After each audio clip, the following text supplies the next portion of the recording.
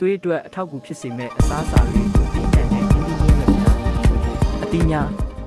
ခြင်နဲ့အသီးတွေလိမ္မော်တံပရာ grapefruit ဗီတာမင် C နဲ့ flavonoid တွေပါဝင်တာကြောင့်တန်တက်ဆုပ်ယူမှုကိုမြင့်တင်ပေးပြီးရောင်ရမ်းမှုကိုလျှော့ချပေးနိုင်တယ်။ berry သီးတွေ strawberry, blueberry, raspberry အဆီဓာတ်တိုက်ဖျက်ပစ္စည်း antioxidants တွေပါဝင်တာကြောင့်သွေးကြောကျန်းမာရေးကိုကောင်းစေတယ်။ငှက်ပျောသီးပိုတက်စီရန်ကြွယ်ဝတာကြောင့်သွေးကြောတွေကိုပြေလျော့စေပြီးသွေးလည်ပတ်မှုကိုကောင်းစေတယ်။ဟင်းသီးဟင်းရွက်များ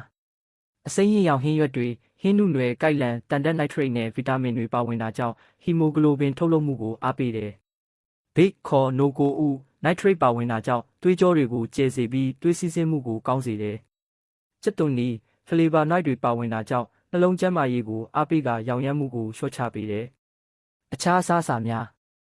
အခုံမာသီးနဲ့အဆိပ်ဆန်များဘာဒန်စစ်တစ်ကြားသီးရွှေပြုံစစ်တန်တက်ဗီတာမင် E နဲ့အိုမီဂါ3တို့ပါဝင်တာကြောင့်သွေးကြောတွေကိုကျန်းမာစေတယ်။အဆီပါတဲ့ငါးတွေဆယ်လမွန်မက်ကရဲတူနာအိုမီဂါ3ပါဝင်တာကြောင့်သွေးခဲမှုကိုကာကွယ်ပေးပြီးသွေးလည်ပတ်မှုကိုကောင်းစေတယ်။ကြက်သွန်ဖြူဆာလာပါချက်ပေါင်းတွေပါဝင်တာကြောင့်သွေးကြောတွေကိုကျယ်စေကသွေးစီးဆင်းမှုကိုကောင်းစေတယ်။ဒီအစားအစာတွေကိုနေ့စဉ်စားသုံးမှုနဲ့ထည့်သွင်းခြင်းဖြင့်သွေးကျန်းမာရေးနဲ့သွေးလည်ပတ်မှုကိုကောင်းမွန်စေနိုင်ပါတယ်။